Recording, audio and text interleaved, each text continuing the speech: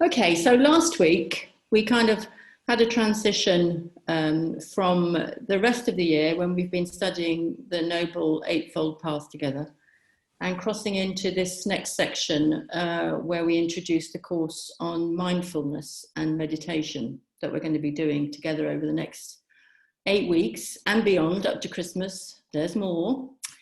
And this is as the culmination of this journey along the Noble Eightfold Path. And I suppose if I were to summarize the main points I wanted to get across yesterday, the first was that, you know, there's many different approaches to meditation, imaginative, exploratory. This one is sort of systematic. It's based on this book, this course written by Maitreyabandhu from the London Buddhist Centre, tried and tested. And it is a very cumulative, successive course that sort of builds week on week with different aspects of meditation. And the other main point that I wanted to get across was, of course, about the mind. And it's about the fact that, well, you know, just the reason why we're here, really. If any of us want to experience life more deeply, with more contentment, more calm, we seriously need to look at what's going on in our minds. Because the mind, of course, filters everything. So in a state of joy, a rain shower can be fun and full of beauty and you can go jumping around in it. And in a state of negativity, a rain shower can become something to be endured and something that might even reinforce our negativity. Same experience, same thing, totally different experience because of the mind. So acknowledging the centrality of the mind in our experience is our starting point with this course in mindfulness and meditation. In the next 3 weeks, we'll be working systematically through mindfulness in the body, and then mindfulness of sensations, and then mindfulness of mental chatter. And then we'll be going on to look at other things. And as I said, we'll be using this excellent and very practical book, this guide by Maitreyabandhu. We've put the link up again tonight, information about the book. We'd really encourage you to get the book and use it as a basis for the course. It's hugely accessible, life with full attention, yeah? Write in it, scribble in it, just get to know it, befriend it, and use it as a support for this course. Good. So I thought there's just this anecdote that I want to tell, and I thought, oh, I'll try and fit this in somewhere in the talk. I couldn't fit it in, so I thought, oh, well, I'll just start with it, really. And it's about the difference between mindfulness and meditation. And a moment where I realized that although I called myself a meditator, I really needed to do a little bit of work on mindfulness and had kind of lost the plot a little bit about the connection. And this story, it happened a couple of years ago when I was teaching at the TEFL school where I used to teach. And at break, the sandwich man used to come around and sell all sorts of goodies, including the faves, which were toasted baguettes. He used to toast them just before he came, toasted with cheese and tomatoes on top. So as anybody knows who teaches, at the end of an hour and a half teaching, you're completely ravenous. And I treated myself to one of these baguettes. And I took it back to the staff room, busy staff room, lots of stuff, loads of clutter on my desk, loads of people talking, and put it down. I don't know what happened next. It's a complete blank. But when I went back to my desk, this baguette had completely disappeared. It had just gone. So we went through sort of stages. You know, first of all, I accused all my friends of stealing it, which is the kind of thing I thought they might possibly do. They countered with, you know, you're a Buddhist. Why would we do that? And then it went on to, you know, well, where could this baguette, me swearing that I put it down in front of me and blah, blah, blah, blah, blah. Anyway, the whole of the break was taken up with chercher la baguette. And finally, I became convinced that I hadn't actually bought it, or I don't know. I went back to the guy and I said, do you remember me? He said, no, there were so many students, sorry, but I'll give you one anyway. So he gave me one. Anyway, the baguette never appeared, or at least it didn't appear for a good 6 weeks. And in that time, I was seriously like, what happened? Where did I put that? It's a complete and total. I know it sounds rather silly, but this was really seriously preoccupying me. Anyway, it did reappear. About 6 weeks later, I reached a file down off the shelf above my desk to get a lesson plan out and opened it. And there was this baguette, kind of desiccated and petrified, in the pages of my precious lesson plans, you know, testament to, I put it down in I shut it, you know, total lack of mindfulness. That was a lack of mindfulness, most certainly. And I think it was a moment when I sort of thought, interesting, you're supposed to be a meditator, you're supposed to be present, you know, you're working for all these things. What happened there, you know? And it actually led to feelings of quite a lot of, oh, I'm losing it, you know, this is it, this is the beginnings of vascular dementia. Anyway, the difference between mindfulness and mindfulness is a basis for meditation and understanding just how important it is. So this talk this evening, I could call Getting Past First Base. And because it's first base, it might seem rather easy and might seem rather obvious, but I suspect it's probably one of the most important talks in the series, really, for many of us, not necessarily all. So my experience of this is it's something that's regularly, invariably, in fact, missed out when it comes to teaching meditation. And Maitreyabandhu calls it cultivating a sense of mastery. And what he's talking about here when he talks about mastery is not just the importance, but actually it's also the necessity of attending to small things in our lives so that we can then go on to concentrate on the bigger ones. So it's very easy to want to get into the more esoteric aspects of the spiritual life, you know, dhyana states and mystery and insight and the highs. And they're all very, very important, of course they are. But first, we really need to apply ourselves to the small things of everyday life. And I think it's something that, as I said, many of us don't do.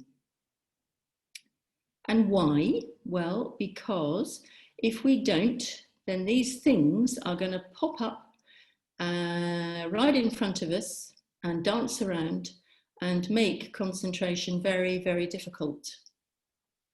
So if you've ever had the experience of setting yourself up for meditation and clearing the decks and lighting some incense and looking forward to a nice peaceful half hour, and then found within minutes of sitting down that you're fretting about what you're going to have for dinner, renewing the contract on your phone, the leak in the washing machine, and suddenly realizing that your car needs an MOT, then listen on. Because this is kind of where it begins. Now, I don't know if you'll agree, but I think that and Maitreyabandhu certainly does, that the predominant feeling in our lives these days is very often that they're made up of lots and lots and lots of bits, you know, of bits of things to be started, to be finished, bits to be cancelled, things to be paid for or applied for, messages to be sent or responded to, things to be set up, things to be booked, sorted out, tidied up, cleaned, checked, binned. The list is endless, actually.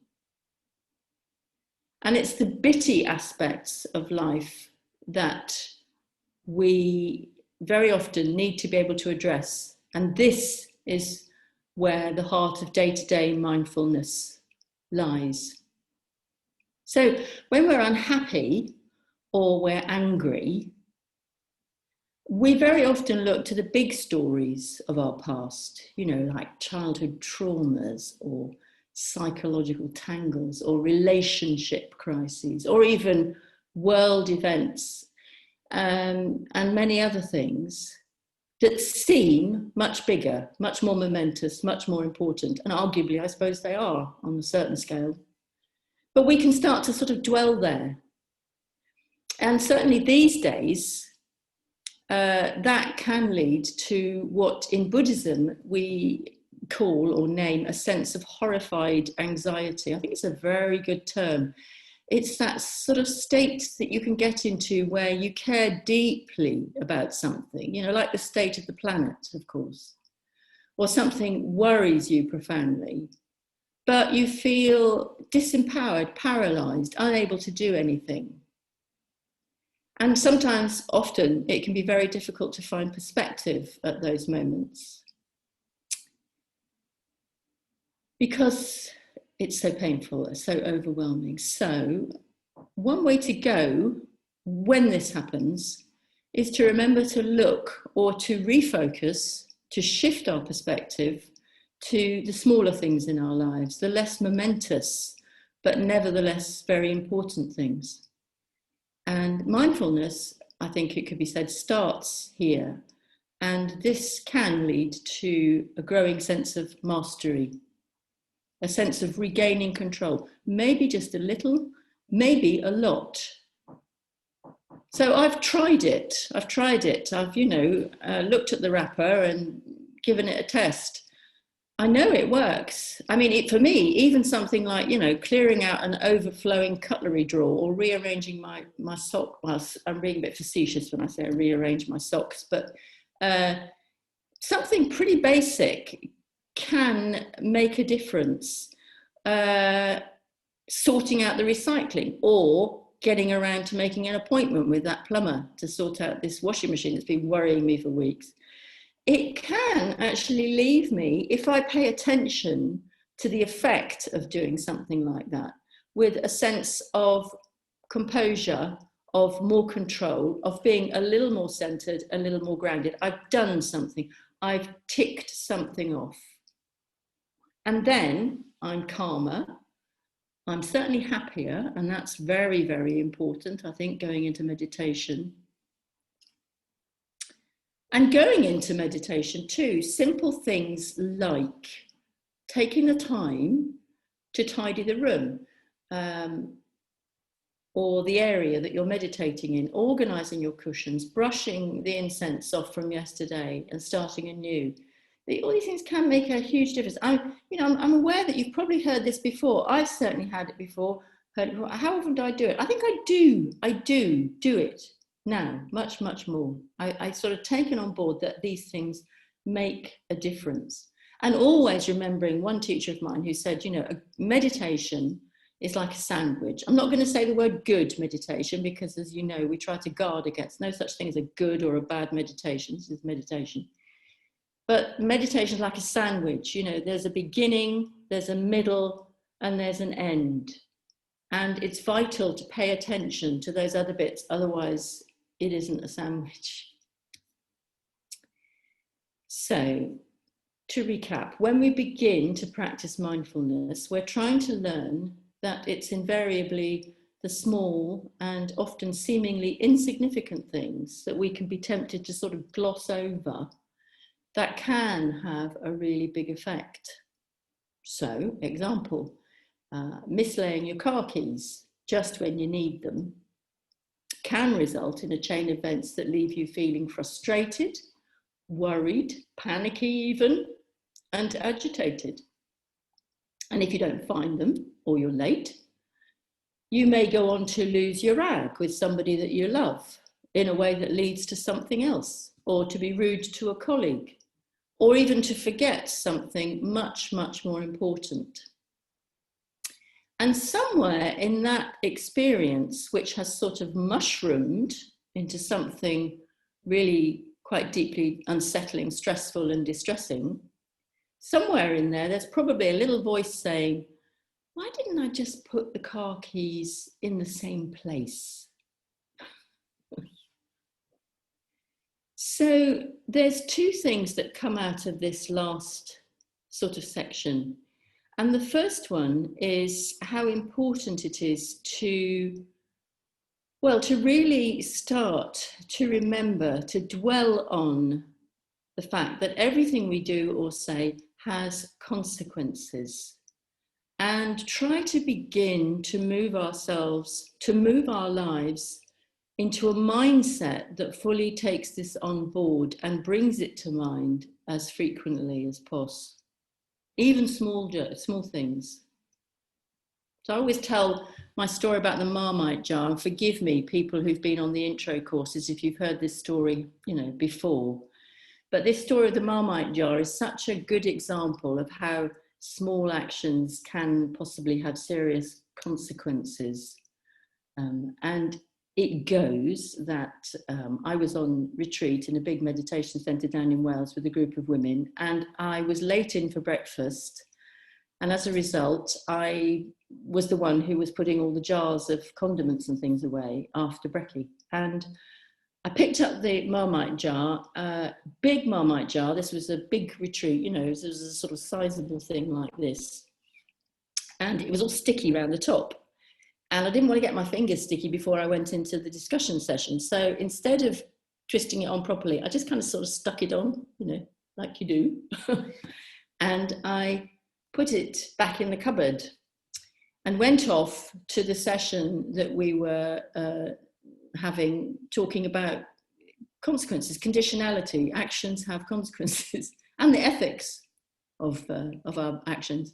And halfway through, I'm sort of suddenly thinking, oh, crikey, somebody's going to walk in there and open that cupboard and lift out the marmite jar, and they're going to pick it up by the lid, and it's going to fall down. And that thing is so big, it could break their toe, It was just a sort of a aha moment, So I made my excuses and rushed out and sorted out the lid and came back and talked it through. And it actually led to an incredibly interesting discussion, and also an unrolling for me of just how much I can whip through the day and not pay attention to these small things, and certainly not think about the consequences for other people, leave alone myself.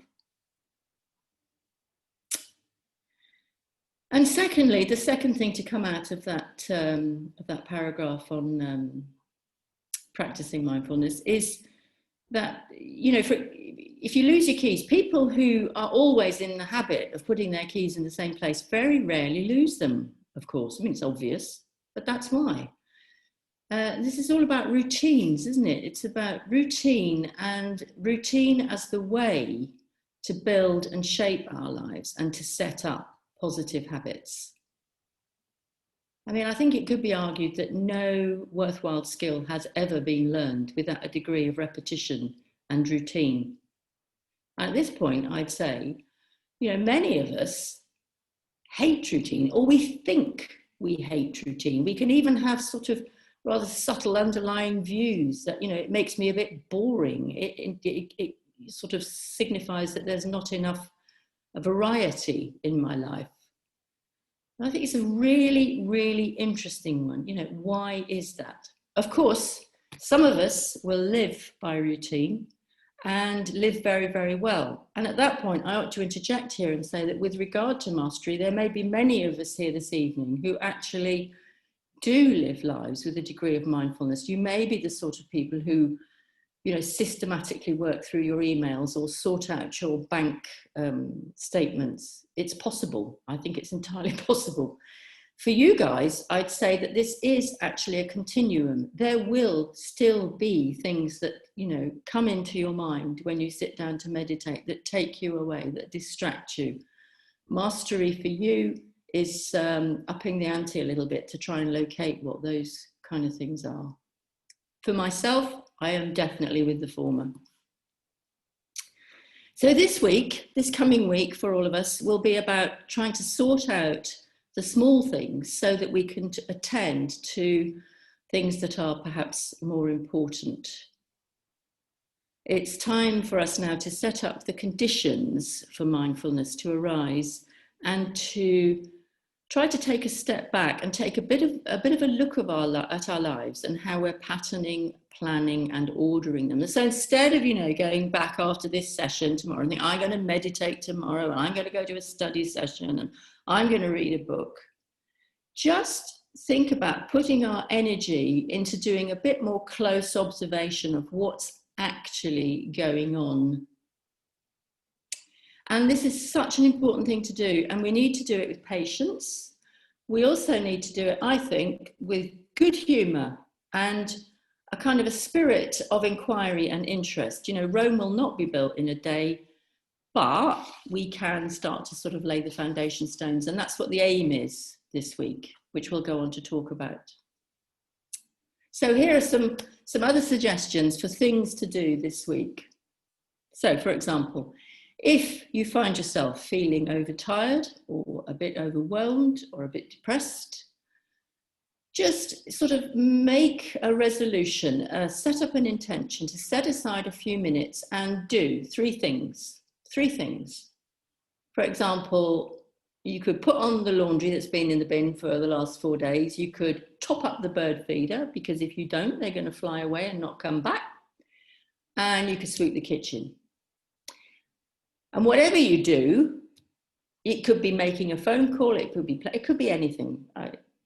Just take a moment to notice the effect of that on your mental states, on your physical being, on your body rhythms, your pulse rate, and so forth.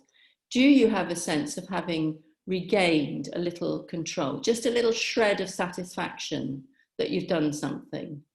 Have you relaxed a little bit? Just take a moment to pay attention to that. Going a bit further down the line, you might even feel like doing something a bit more ambitious, like, for example, filing away all those documents. I don't know about you, but I regularly have a pile about 9 inches high of bills, statements, letters. I just put them all in the same place, and I know that I can kind of find them if I do need to find them, but not quickly. And then have a big blitz and put them all away. And I do always feel tremendously satisfied afterwards. Or, guaranteed to bring satisfaction, resolve to remove 7 things that you haven't worn for ages from your wardrobe and take them to the charity shop. Another thing, take a little time at the end of the day to look back at things and think about their consequences, things that happened. What happened as a result of what? And think also especially about the negative ones. What happened when you weren't mindful? So what were the effects of being mindful? What were the effects of not being mindful? What were the knock-ons? 2 more. Think about where you might start to build a little bit more routine into your life. You know, for myself, I could put up hooks for my keys instead of throwing them on a table where they get lost under books and sunglasses and rubbish. And last one in this particular list of suggestions, finish things. Finish the washing up. Finish putting away uneaten food in the fridge. Replace the scissors and the sellotape that you've taken from the drawer so that the next person can find them when they need them. And again, my apologies to people who habitually do, well, I'm not apologizing to people who habitually do this. I just think that a lot of us don't, or certainly at times. Now then, the next, we'll have a chance to sort of reflect on these a little bit and then go into discussion groups to talk about them as well in a moment. So they haven't gone, and I will reprise them for us. Next, very important thing to talk about is the necessity of reducing input. I mean, the Buddha must have found it so much easier to concentrate without the clatter of phones, TVs, or ambulances to disturb him. I wonder whether anybody could get enlightened. Although there are tales of fantastic gurus like Deepa Ma who meditated on the corner of a busy street in Mumbai and, you know, allegedly gained enlightenment. Well, I don't think allegedly, I think she probably really did gain enlightenment. But this stuff is so obvious, but we know it, but we just don't do it enough. So again, another thing this week, try to consciously reduce input. So often it leads us to dividing our attention, not necessarily 2 ways, even some ways without realizing it. We can be, you know, going 3-4 ways.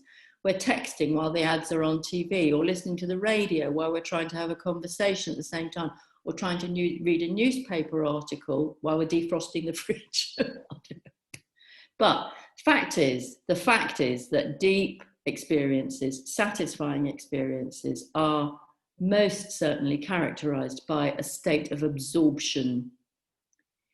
And what is absorption? If you watch a little child playing in the sand, and they've been there for like 20 minutes, half an hour, they become the sand. That is absorption. And think about the last time you also really became absorbed. I mean, when did that happen? When does that happen for you? For some people, it might be while you're gardening or cooking, exercising, maybe enjoying music or reading a good book. But notice the things that enable you to begin to drop down deeper into states of absorption. Learn what absorption is so that you know what you're aiming for when you're meditating, so that you know that when it happens, so you recognize it when it happens. I hesitate to say aim for. We should never sort of aim for things in meditation, but certainly recognize it when it arises. And how about this one? This is my idea, not Maitreyabandhu's. One evening this week, turn off all your gadgets and resolve to plan, prepare, eat, and clear up a meal, and preferably just yourself, and preferably in a quiet, comfortable and pleasing place. And it doesn't have to be fancy, and it doesn't have to take an hour. It could just be scrambled eggs, on the front doorstep. But try to do the whole thing in a mindful way, being fully present. Notice what distracts you. Notice how it feels when you're fully there.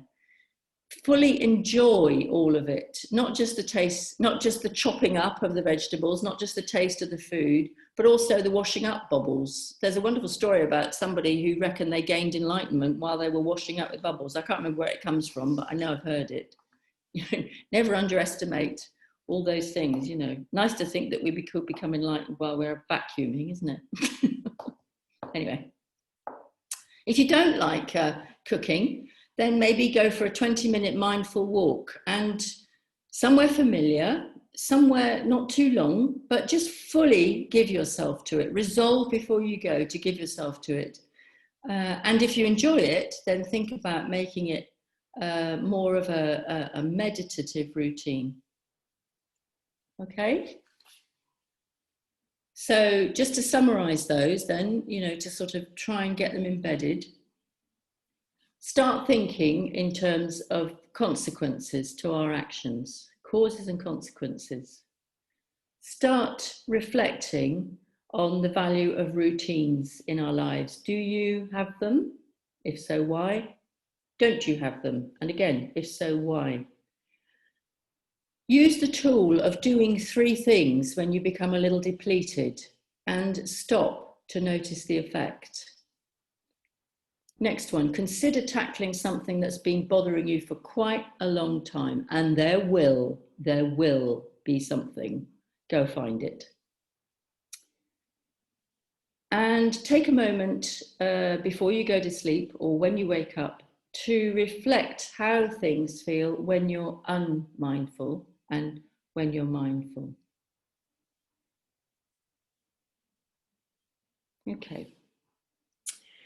So we're going to do a little reflection, very much like we did last week before we go into groups, just 10 minutes or so, a mindfulness reflection, and I'm just going to sort of drop in some questions to reflect upon while we're doing it. So relax, everybody, just sit back, find a comfortable position, get off your chairs if you want to, lie down, give yourselves a shake. Just get back into your body, stretch, do what Satyalila's doing. Very good. And relax. Okay, so paying attention to posture. Many of us will be seated on a chair, but wherever you are, wherever you're seated or lying, just start by taking a couple of really deep breaths. Deep breaths, longer on the out breath, letting go on the out breath.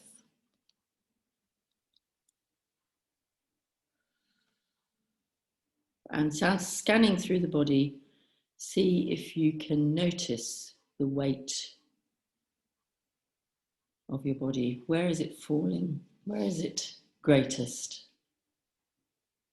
Is it your thighs, your sitting bones, your heels, your feet, shoulders?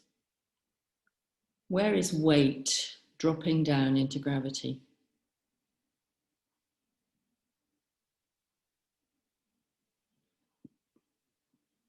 And similarly, attend to lift in your body, relaxed, but also alert. Is the spine upright? Is the flow of energy smooth?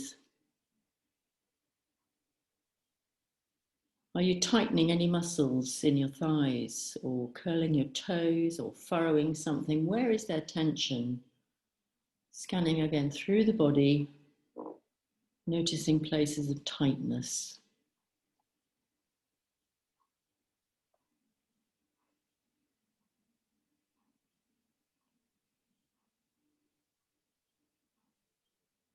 Now working through the senses mindfully, can you feel the warmth or the cool of your clothes?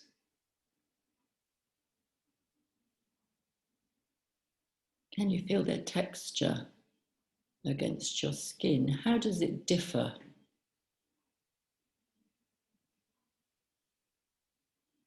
How do different garments feel different? Where do you notice those sensations? The sensation of touch.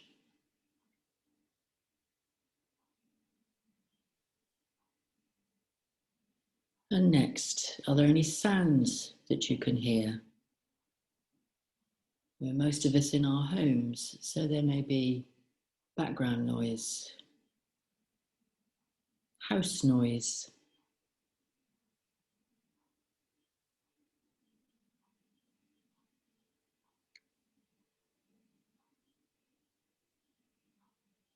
Again, working through the senses, now just opening the eyes slightly. What do you see around you? Just keeping the eyes soft, softly focused. Just take a moment to just look around and take in your surroundings. Trying not to sort of think, oh, that's a table, oh, I must clear that up, but just taking in shape, colour, form.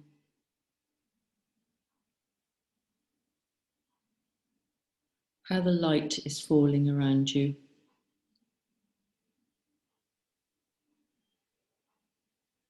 Can you smell anything?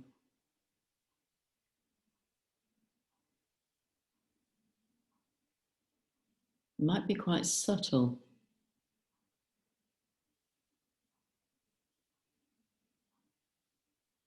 And finally, what about taste? Is there any taste in your mouth, perhaps left over from supper or something that you've eaten or drunk, or taste?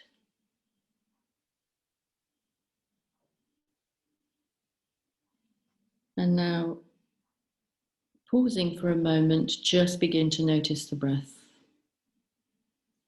You don't have to close your eyes, but you may find it easier if you do. Just feeling the breath in the body, entering through the nose, going down and down through the chest, to the lower abdomen, enjoying it, relaxing into it. And then noticing where you feel it most. Where do you sense it most strongly? Is it perhaps your chest? Or maybe your belly, your hara? Or higher up in the throat?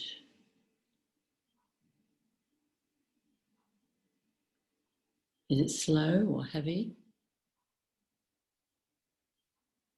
Or is it light?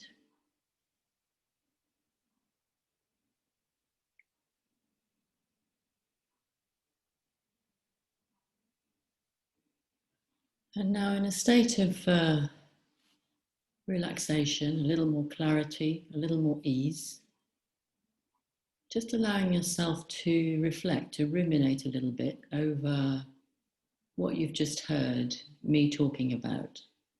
First off, which bits perhaps stayed with you or interested you? Maybe one or two. What just springs to mind? Don't go frantically searching, just wait to see what arises.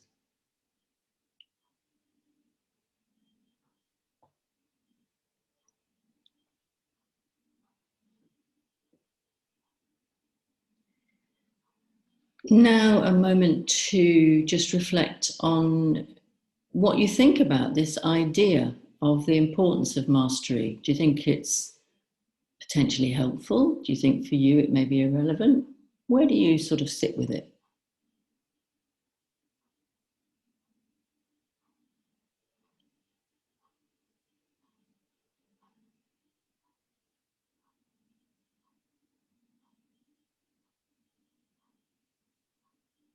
A moment to think about whether you would call yourself an organized or a disorganized person, or perhaps somewhere in the middle. Are you someone who likes routines, who is usually on time, who rarely hurries or loses things? Where are you in all this? What's your starting point?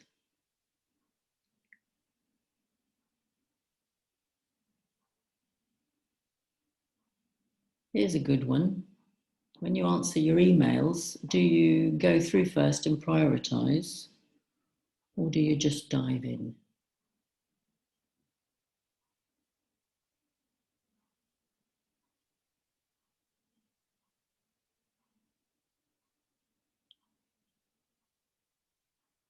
And the last one, what kind of things will your mind typically fill up with when you settle down to meditate?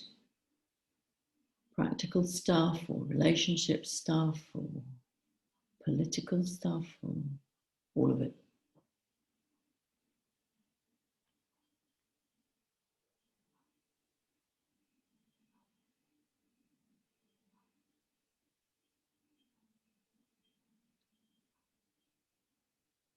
Okay, now coming back up and opening your eyes and taking a couple of deep breaths.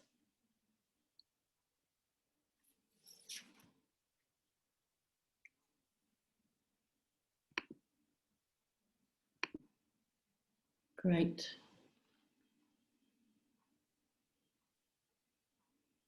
Right, welcome back.